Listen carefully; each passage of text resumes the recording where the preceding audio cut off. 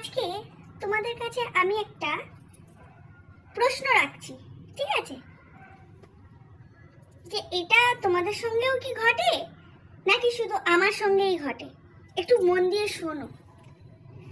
সকাল থেকে উঠবো, কোথায় চা বানাবো, টিফিন বানাবো, বাসন ধোবো, ঘর গোছাবো, তারপরে ঘর মোছা।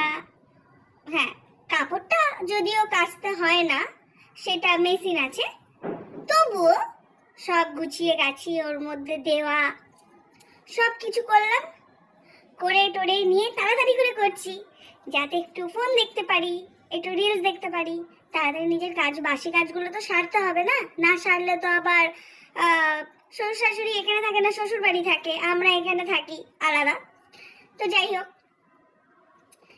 তো তাড়াতাড়ি করে কাজগুলো করে নিই যাতে আমি একটু শান্তিতে বসে ফোনটা দেখতে পারি। ও মা, কোথাও কিছু নেই। যেই হাতে ফোনটা নিয়ে বসলাম, বর বলছে সারাক্ষণ শুধু ফোন আর ফোন, ফোন আর ফোন। একটুখানি কাজ করতে পারো না, কাজে মন দিতে পারো না? যাব বাবা, সারাদিন ধরে এত কাজ করলাম, ওনার চোখে পড়লো না। যেই না একটু মোবাইলটা নিলাম, ওনার তখনই মনে পড়লো যে এ তো সারাদিন ফোন দেখছে। এটা কি বন্ধুরা তোমাদের সঙ্গে ঘটে, নাকি আমার এই রাবণের মতন বরটা আছে, ওরই শুধু চোখে এরকম পড়ে? এটা আমার একটা বিগ কোয়েশ্চেন তোমাদের কাছে, তোমরা একটু বলো তো। হ্যাঁ, মুখোমুখি বলতে পারবে না, কমেন্ট বক্সে তো জানাতে পারো, একটু জানিও তো।